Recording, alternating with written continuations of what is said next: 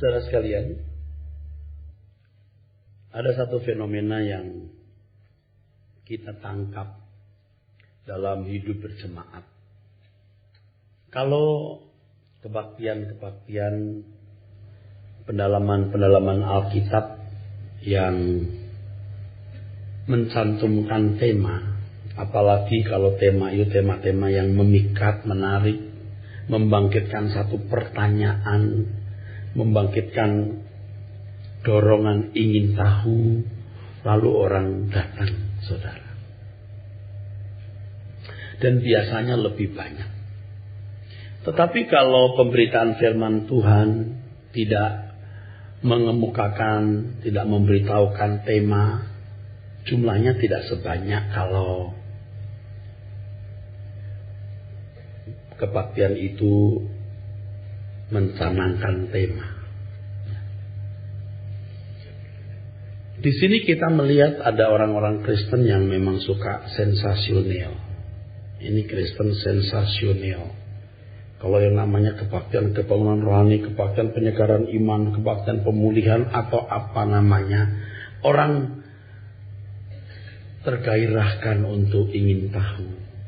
Tetapi kalau tidak ada tema, dorongan itu lemah. Bahkan kadang-kadang tidak ada sama sekali. Sehingga orang tidak melangkah untuk belajar kebenaran firman.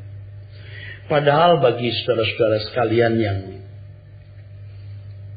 rajin mendatangi pendalaman Alkitab, mengikuti pendalaman Alkitab, mengikuti suara kebenaran, bisa membuktikan bahwa sering kita menemukan, mendengar, menangkap kebenaran-kebenaran yang luar biasa, yang inovatif. Walaupun pemberitaan firman Tuhan tidak mencantumkan terlebih dahulu tema khotbah atau tema-tema seminarnya. Sampai akhirnya saudara tetap mencari suara kebenaran, tetap menghadiri kebaktian pendalaman Alkitab, tetap mengunjungi dengan setia kebaktian suara kebenaran, karena ada dorongan mau tahu lebih banyak, mau menemukan lebih banyak. Bukan karena ada satu tema, karena memang kita butuh nutrisi bagi jiwa dan rohani kita. Bayangkan kalau orang mau makan hanya karena jenis makanan itu, ya. Mau makan apa, nak? Lauknya apa? Ayo nak makan. Lauknya apa, Mam? Yuk makan yuk. Kemana? Makan apa?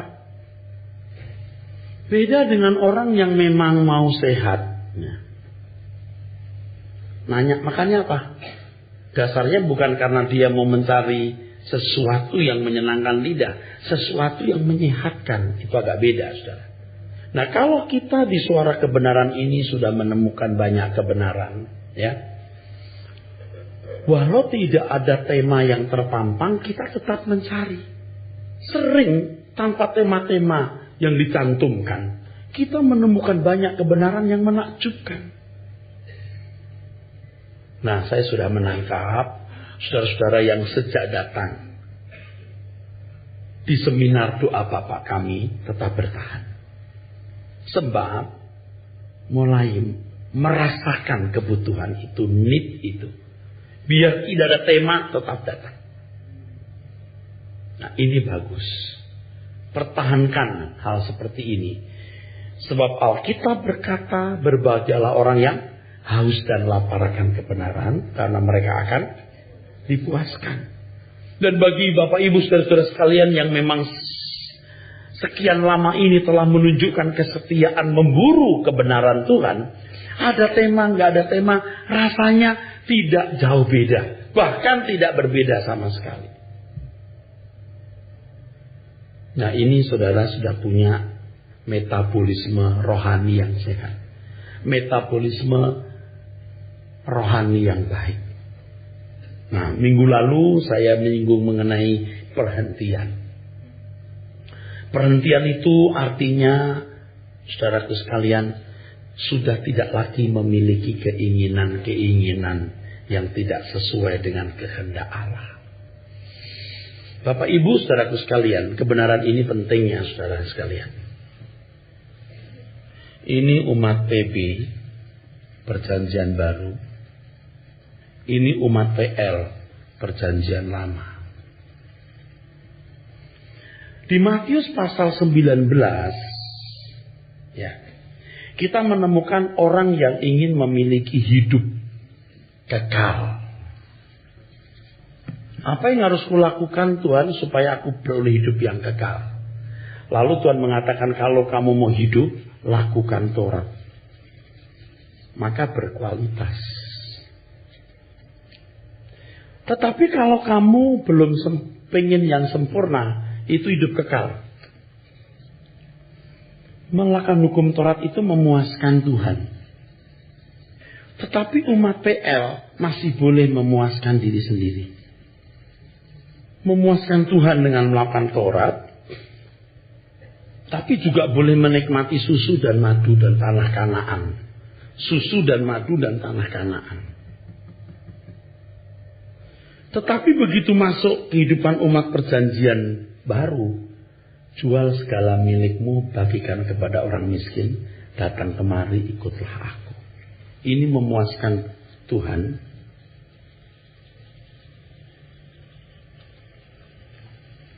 Ini tidak ada. Ini tidak ada. Nangkap maksudnya, saudara? Kok aminnya pelan ya? Apa yang saya katakan benar nggak? Kalau kamu mau hidup kekal, ini. Kalau cuma mau hidup, cukup. Nah, umat perjanjian baru itu disetting untuk memiliki hidup yang kekal. Memuaskan Tuhan. Dan tidak memuaskan diri sendiri. Habisi. Kalau mau hidup, ya, kalau mau hidup kekal, itu harganya 50 juta. Misalnya, mau beli. Orang kaya itu punya 25 per X. 25 juta nih ya. Dia pikir dia bisa membeli hidup kekal dengan 25. X-nya enggak boleh. Dua-duanya kasih. Baru. Ini mungkin nilainya 25 juta juga. Supaya aku berhidup yang kekal, apa yang harus saya lakukan Tuhan? Tuhan Yesus berkata, kalau kamu mau hidup, dia nggak sebut pakai kekalnya. Saya sudah periksa bahasa aslinya. Saya menyinggung ini walaupun sebenarnya bukan pokok masalah, tapi hari ini menjadi pokok masalah. Kalau kamu mau hidup kekal, ini. Boleh nggak saya beli 25 tapi X-nya nggak ke bawah? Nggak boleh, dua-duanya. Jual segala milikmu, baikkan kepada orang miskin. Datanglah kemari ikut aku. Engkau melakukan hukum Taurat, tidak cukup. Tapi juga seluruh kesenanganmu harus diberikan. Ini yang namanya mencintai, mengasihi Tuhan dengan segenap hati. Matius 22, 37, 40. Ini. Nah, sekarang sudah lihat saya kasih tahu satu hal. Bapak Ibu nanti boleh buktikan ya. Saya tidak suka ya kalau saya mendengar seseorang menyebut nama presiden tanpa bapak. Saya bukan pengikut salah satu partai, saya bukan pejabat pemerintah, saya tidak mengharapkan apa-apa dengan pernyataan ini. Kalau menyebut nama bapak presiden, mestinya nama bapaknya ada. Saya tidak suka mendengar orang berkata SBY. Saya tidak suka. Bapak SBY masih boleh. Bapak Presiden masih boleh. Di luar negeri saja pakai kata yang mulia. Minimal Mr. Obama. Bukan OBM. Nah, orang yang menyebut nama Bapak Presiden tanpa kata Bapak. Coba satu kali bertemu langsung. Saya mau nanya. Berani nggak you sebut tanpa Bapak? Gimana SBY? Berani nggak? Saya kira saudara ya menyebut nama saya saja pakai Bapak loh, Pak Eras loh. Enggak, isi Eras. Jarang orang berani begitu. Kalau sampai ada, kayaknya nggak punya etika. Saya menyebut orang-orang di bawah saya saja pakai Bapak loh, nggak pakai nama doang. Jadi mereka yang menyebut nama presiden tanpa kata Bapak, coba langsung bertemu dengan beliau. Berani nggak menyebut tanpa kata Bapak? Selamat pagi Bapak Presiden. Berani nggak gini? Pagi SBY. Saya nggak ngerti budaya apa di negeri ini sampai tata krama menyebut nama yang mulia, yang tertuju sebagai nomor 1 di Indonesia tanpa hormat. Buset bener deh. Saudara jangan ikut-ikutan. Kadang-kadang karena kita mendengar orang berkata begitu, kita ikut-ikutan. Jangan. Itu jabatan terhormat loh. Kalau kita tidak bisa menghormati pemimpin kita, siapa yang mau menghormati? Dari sebutan saja sudah nampak. Punya etika nggak nih? Kita nih orang timur. Punya tata krama nggak? Punya sopan santun nggak? Sampai saya lihat itu ya. Orang nggak berpendidikan. Orang nggak jelas juntrungannya sebut nama presiden tanpa Bapak. Terus terang ya, saya marah loh. Diem-diem marah. Aduh. Ini orang kok begini ya. Nggak ngerti etika. Coba ketemu langsung Bapak Presiden. Berani gak sebut nama? Sebut nama tanpa Bapak. Udah disingkat. Tanpa Bapak. Coba Anda berani gak berhadapan tanpa saya bilang ini? Itu si ES. Kayaknya yang begitu orang-orang bengkok di hatinya. Betul, asli dia bengkok. Di etika dunia saja tidak benar, apalagi etika anak-anak Tuhan. Pak ES juga enggak loh, Pak Eras. Apalagi depan saya bilang, hei ES. Berani gak kira-kira? Oh, saya ngomong begini bukan mau dihargai. Tata krama dalam kehidupan kita harus mengerti. Nah, tata krama yang lebih tinggi dari hal ini adalah tata krama kita dengan Tuhan. Seberapa kita menghormati Tuhan. Sebab ketika kita berhadapan dengan Tuhan semesta alam, Maha tinggi, maha mulia, maha agung, ketika saudara tidak mencintai Tuhan dengan segenap hati, segenap jiwa, segenap akal budi, you tidak akan berani berhadapan dengan dia. Percaya. Saudara tidak akan berani berhadapan dengan Tuhan. Saya bersyukur bulan-bulan belakangan ini Tuhan mulai bukakan satu atmosfer dalam jiwa saya atau membawa saya kepada satu suasana di mana saya gentar. Saya gentar terhadap kedahsyatan Tuhan semesta alam. Jadi sebelum tidur kadang-kadang saya berdiri begini. Bapa di dalam surga. Itu kegentaran itu mengalir di jiwa saya. Mengerikan. Mengerikan. Bapa, Allah Abraham, Ishak dan Yakub. Ada kegentaran yang merambat dalam jiwa saya. Mengerikan.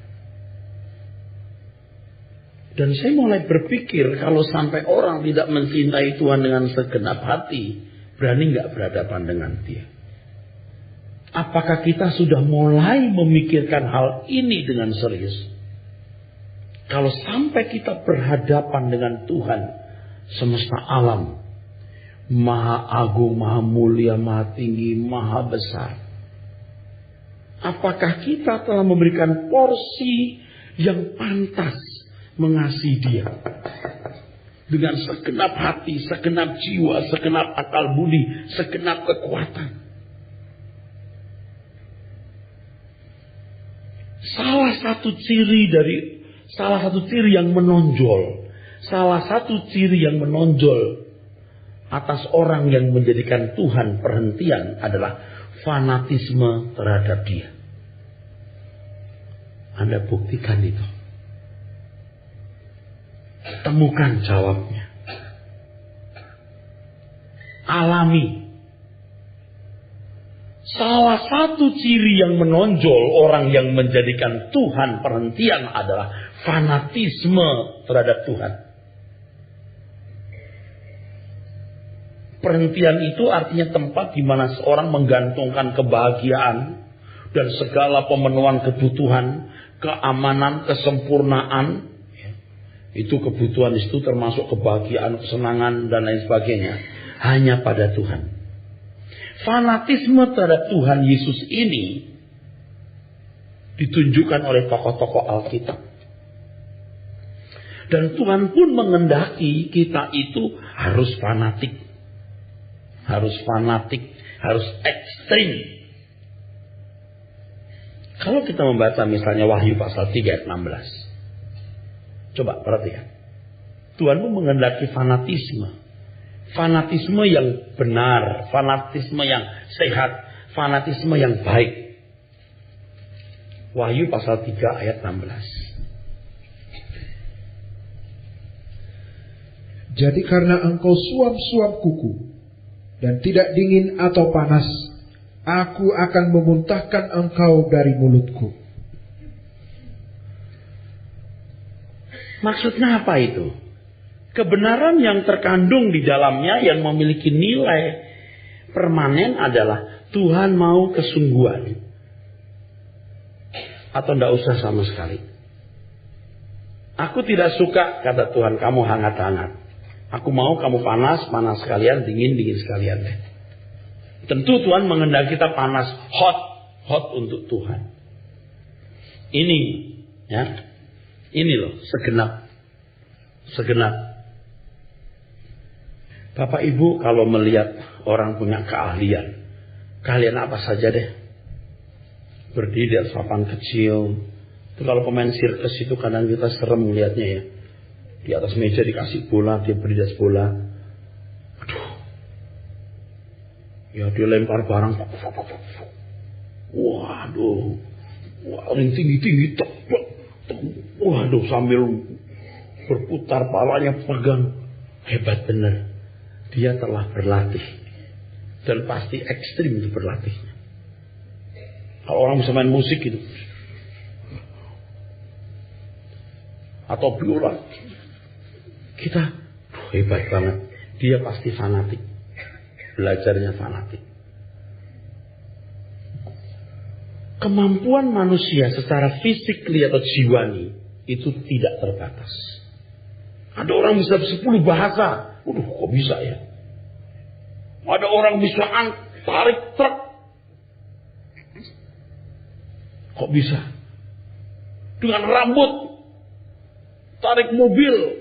Kok kuatnya? Semua itu latihan, gak bisa satu hari.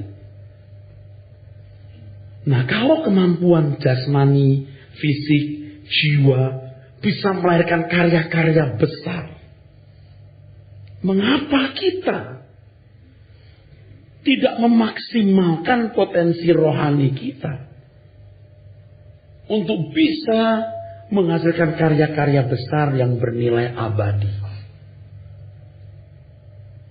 Jadi kalau saudara mau mendengar suara kebenaran hanya karena ada tema yang menarik, orang begini tidak mungkin fanatik. Nggak mungkin fanatik. Semi bisa semi. Fanatik dari bahasa Latin fanaticus, yang artinya diilhami oleh sesuatu yang sangat baik. Dalam bahasa Indonesia kata fanatis ini serapan dari bahasa Inggris fanatic. Kata fanatis sejajar dengan kata ekstrim, artinya antusias atau semangat menghendaki atau membela sesuatu secara berlebihan, bahkan kadang-kadang tidak masuk akal, khususnya di bidang agama. Nah, manusia adalah makhluk yang memiliki perasaan dan pikiran. Gabungan antara pikiran yang memahami sesuatu dan perasaan yang merasakan secara instinktif, naluriah, memungkinkan manusia memiliki fanatisme terhadap sesuatu atau seseorang. Maka orang tidak mungkin fanatik secara benar kalau tidak mengenal Tuhan dengan benar. Dan tidak mungkin fanatik dan benar kalau tidak mengalami Tuhan setiap hari. Tak mungkin. Dia harus mengalami Tuhan setiap hari. Kalau kita belajar firman Tuhan. Firman-firman ini kan dalam kehidupan. Pengalaman-pengalaman hidup kita bermacam-macam. Itu pasti memuat kebenaran-kebenaran ini. Lewat pengalaman. Jadi ini mewarnai jiwa kita. Pengalaman menggores. Ini bisa mewarnai. Belum menggores ya, saya pakai dua kata. Yang ini sudah menggores. Jadi kebenaran-kebenaran yang kita pahami itu, saudara, menggores dalam jiwa sehingga mewarnai jiwa. Mewarnai jiwa. Ini apa yang dirasakan, ini apa yang dimengerti. Gabungan dua-dua ini fanatik. Tapi kalau pengertiannya sudah salah, ininya pasti tidak benar. Kalaupun seolah-olah apa yang diajarkan nyambung dengan kehidupan, ini pasti subjektif. Pasti subjektif.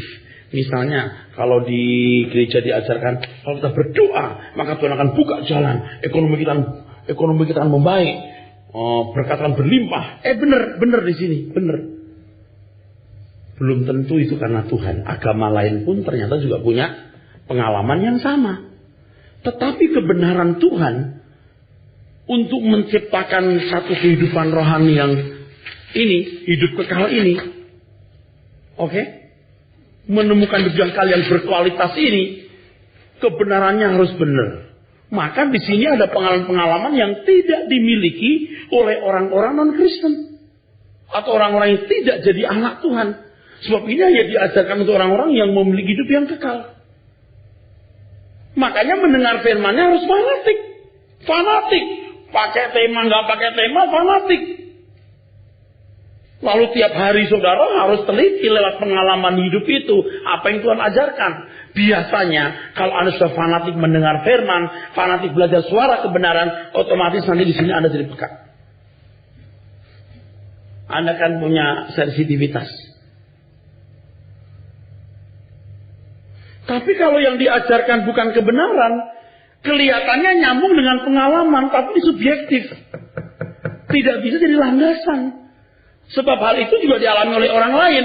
Tetapi kalau kebenaran, itu hanya dialami oleh orang-orang yang disempurnakan dalam Kristus. Makanya orang tidak boleh materialistis sama sekali. Lukas pasal 16 ayat 11, kalau orang sudah tidak setia dalam hal mamon yang tidak jujur, tidak mengenal kebenaran. Nggak bisa. Nah, fanatisme di sini tergantung juga dari saudara. Nggak bisa saudara paksa Tuhan untuk membuat saudara tidak bertanggung jawab. Orang kaya yang disuruh menjual seluruh miliknya, membagikannya kepada orang miskin, lalu ikut Tuhan Yesus, ikut jejaknya, ikut gaya hidupnya, pergi. Sedih hatinya, bukan marah, sedih. Tidak ada pilihan, memang harganya 50 juta. Dia punya 25 juta plus X. Diharap yang X bisa dipertahankan, 25 bisa dipakai. Tidak bisa. Kalau umat perjanjian baru memuaskan hati Tuhan, titik. Tidak memuaskan kamu.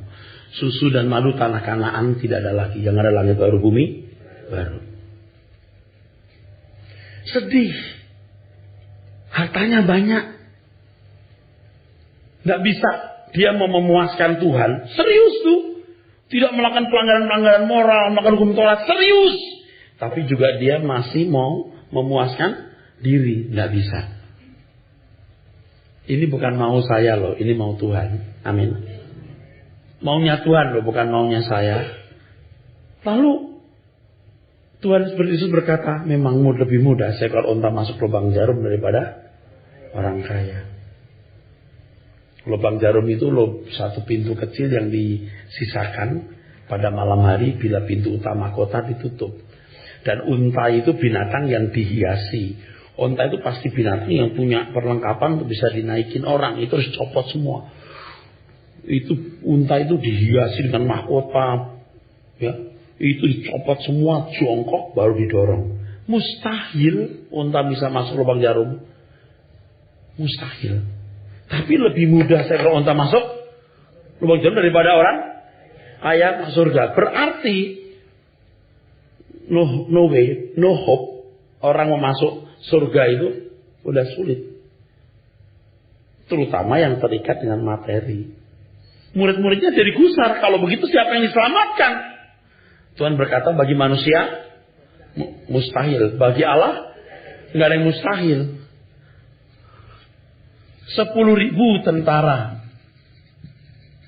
Musuhmu 20.000. Mustahil menang.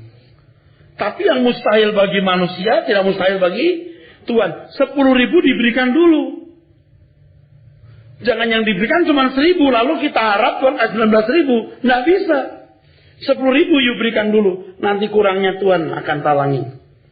Jongkok dulu unta. Jongkok dulu. Habisin semua, diturunkan bebannya. Jongkok dulu. Baru didorong. Oleh sebab itu fanatik dulu di sini. Belajar firman harus fanatik bener-bener.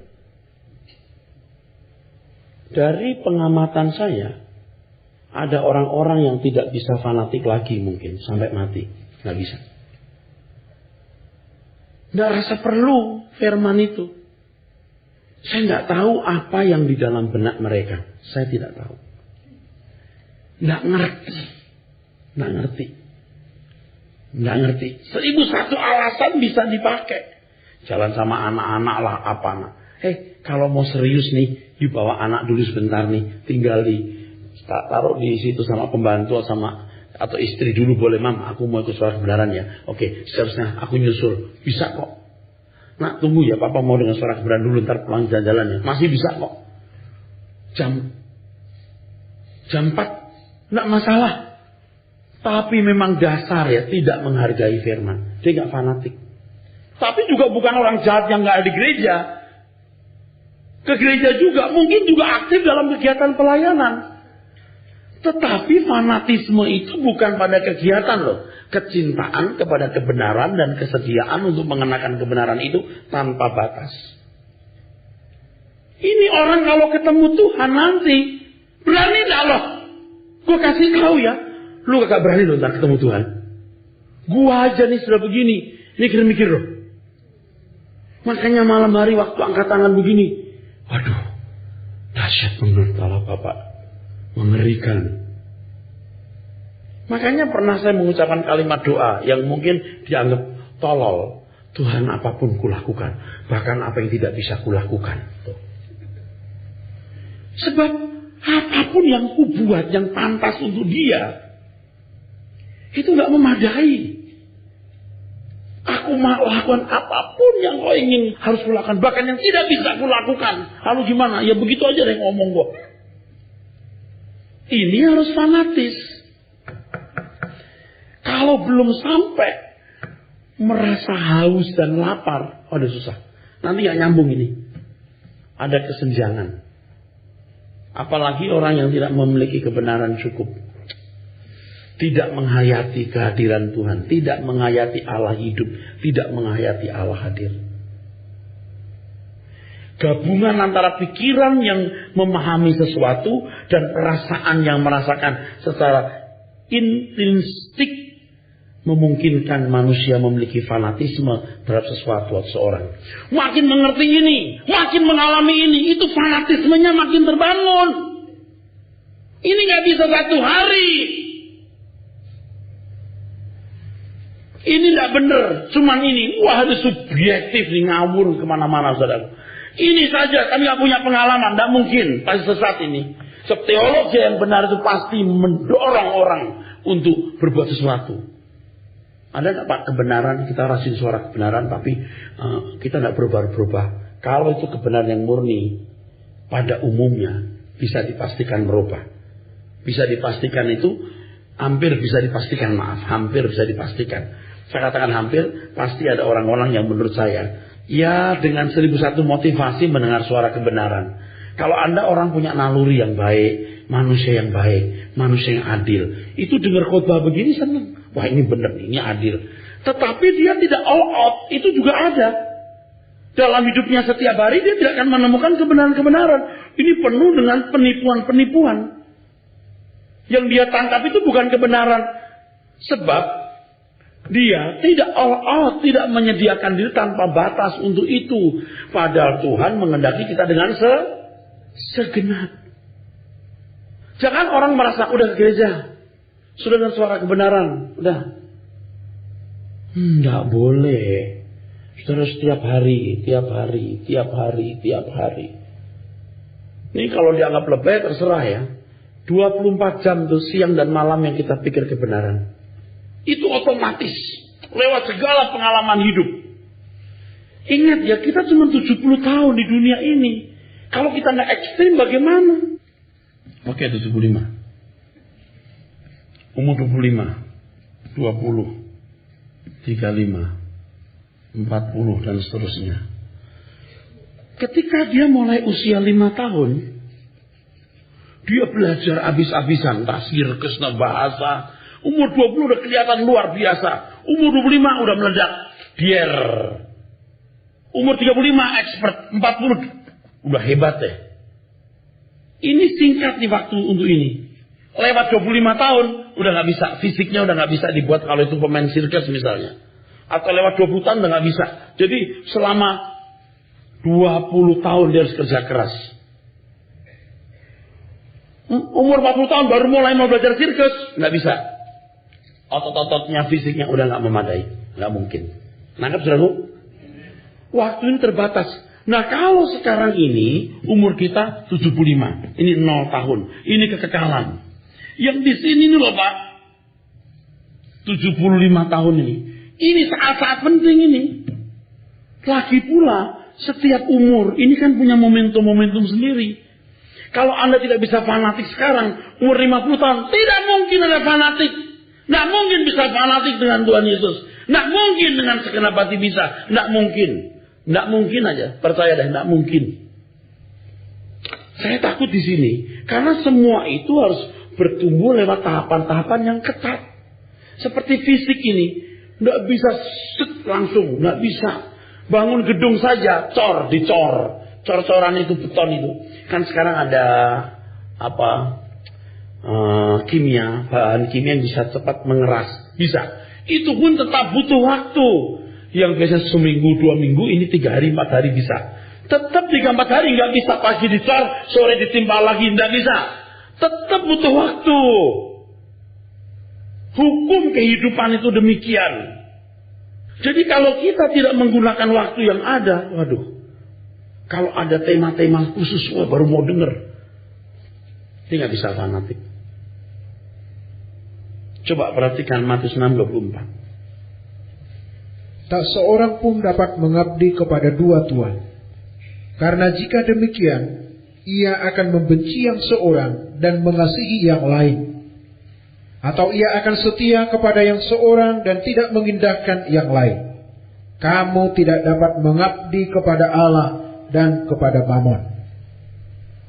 Kalau Tuhan bicara begini kan jelaskan, kamu segenap hidup, segenap hati, jiwa, akal, budi mencintai Tuhan atau enggak?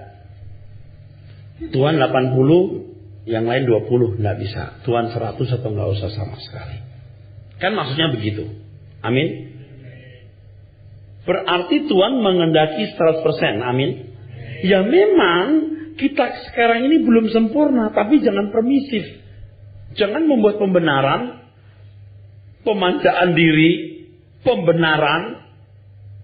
Seolah-olah untuk Tuhan boleh 50, dunia 50, atau Tuhan 60, ya lumayan 60. Enggak. 100% Tuhan atau enggak sama sekali.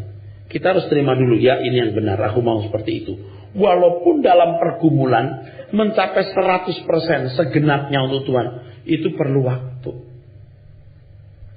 Tapi di Alkitab kita menemukan ya orang-orang seperti Paulus yang mengatakan di Filipi 1:21, bagiku hidup adalah Kristus dan mati adalah keuntungan. Kita menemukan orang seperti Petrus yang ketika sudah dewasa mengulurkan tangan ke tempat yang dia tidak suka. Dia mati martir, dengan cara demikian ia memuliakan Bapa di surga. Saudaraku sekalian, dalam hal ini peran individu untuk mau melangkah itu harus menyala. Fanatisme seseorang tidak bisa dilepaskan dari pemahaman seseorang terhadap sesuatu. Kalau kita dalam konteks dengan Tuhan, kebenaran. Fanatisme adalah buah dari aktivitas rasio dan batin. Akibat dari indoktrinasi atau pemasukan pemikiran secara intensif akan menciptakan fanatisme dalam diri seseorang. Dalam hal ini pola pikir dan segala sesuatu yang terinfus ke dalamnya sangat mempengaruhi fanatismenya. Ya, saya belum sempurna, tapi kalau saya melihat diri saya mah lumayan fanatis gitu, lumayan. Dan saya harap saya akan lebih fanatis ke depan. Dan saya sudah mencoba membagikan kebenaran-kebenaran yang nuansanya sudah fanatik ekstrim untuk Tuhan. Itu pun tidak membuat orang mudah berubah. Ada orang yang tidak berubah sama sekali. Dan saya kalau melihat kenyataan itu, kalau itu terjadi pada aktivis gereja, saya jadi terus terang ya kadang-kadang melihat masa depan gereja jadi lemah. Ya, jadi apa ya gereja ini? Kalau pengurus cuma bisa ngatur kursi, terima tamu, ya buat apa? Dulu gereja-gereja juga ada terima tamu, masuk aja pulang begitu saja. Duduk dengar firman. Jangan sibuk sendiri anak nggak dengar firman. Padahal ini pengurus. Jadi apa nanti gereja masa depannya? Takut saya.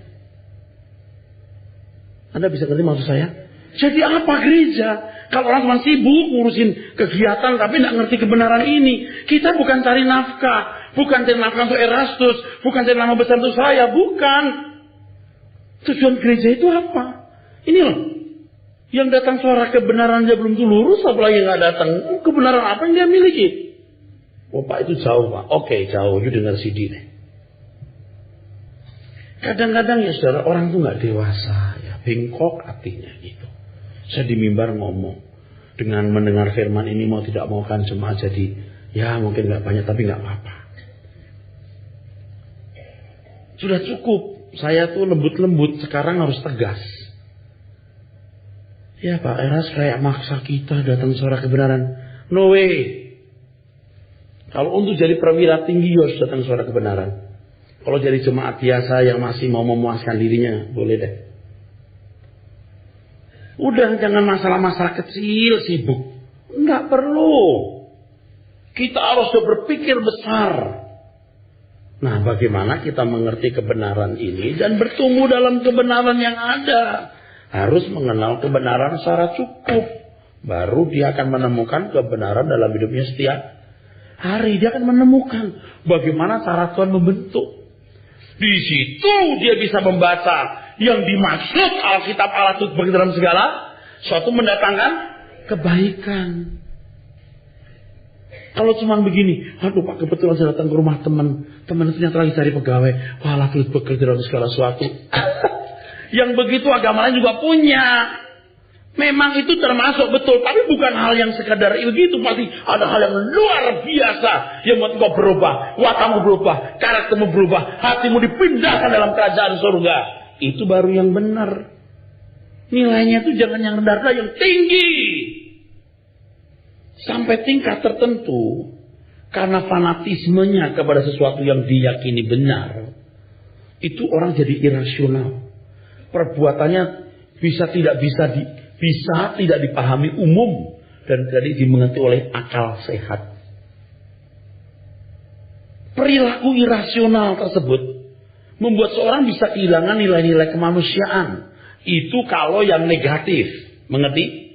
Menjadi aneh, kejam, serta sukar dimengerti. Seperti pelaku peledakan bom bunuh diri. Seperti beberapa waktu yang lalu pemenggalan kepala 3 siswi di Poso. Penembak gelap, gak jelas siapa yang ditembak. Kan orang konyol ini. Meledakkan bom di rumah ibadah. Lagi sembayangan. Yang kena ya orang lagi sembayang. Oh lagi dendam tuh sama polisi.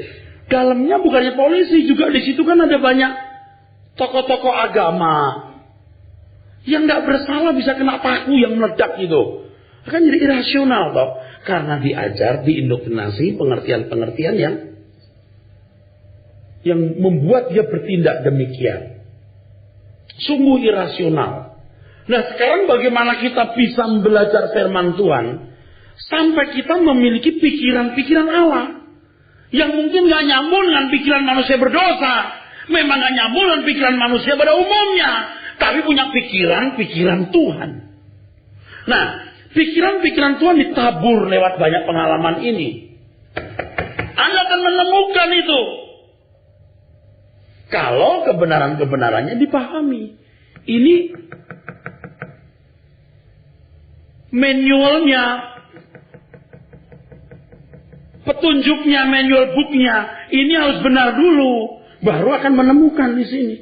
Lewat film, lewat tontonan, lewat kesalahanmu pun, semua mengandung kebenaran.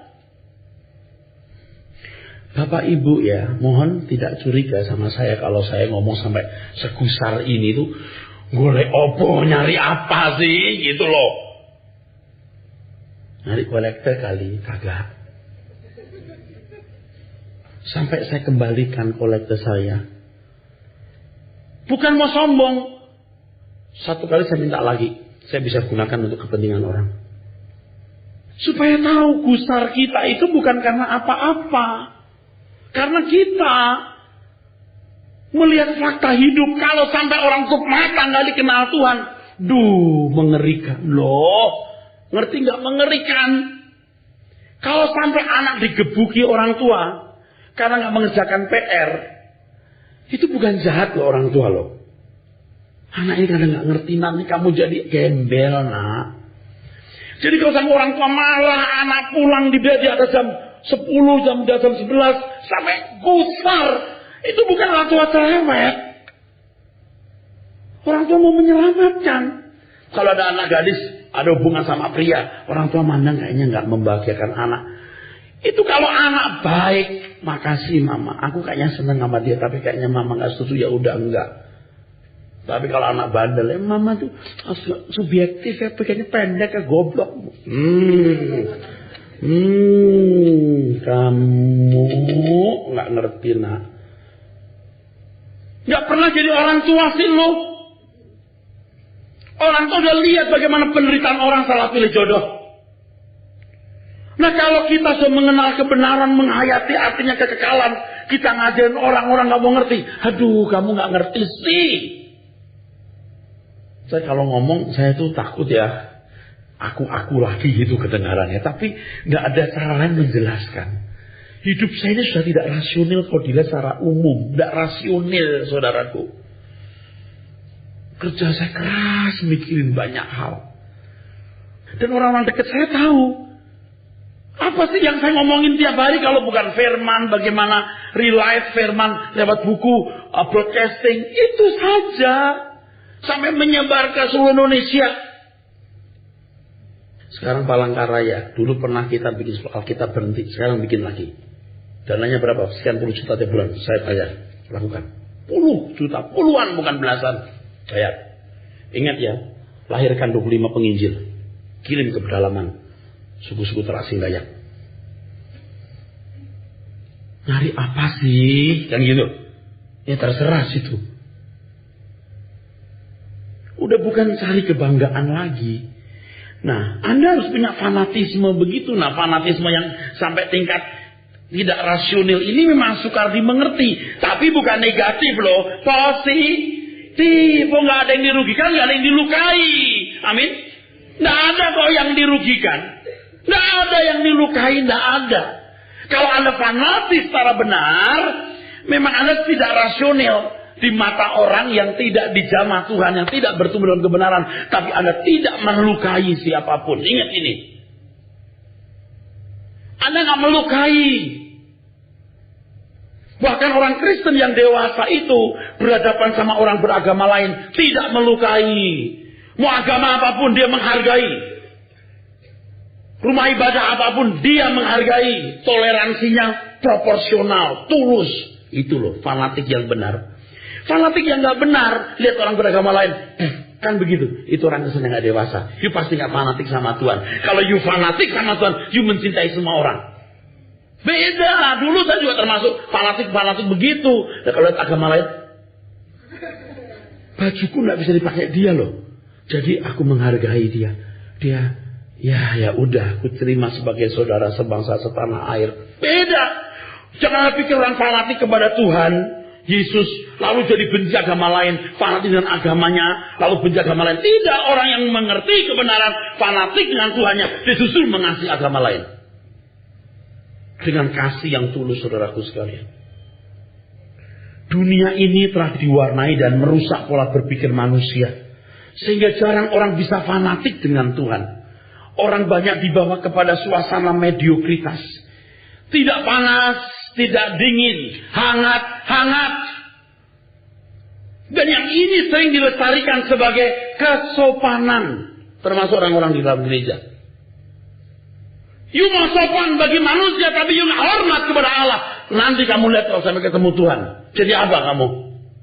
Nah, sebelum kita ketemu Tuhan, ayo kita fanatis untuk Tuhan secara benar. Mengasihi Tuhan dengan segenap hati, jiwa, akal, budi, dan kekuatan. Punya komitmen dulu, walaupun kita belum bisa melakukan. Komitmen dulu, nanti saudara akan dimampukan Tuhan masuk wilayah-wilayah yang benar. Dan pelayanan yang murni, pelayanan yang sejati, itu pelayanan yang dilakukan orang-orang yang fanatik dengan Tuhan. Kalau belum fanatik, dia pasti punya keuntungan di situ. Amin.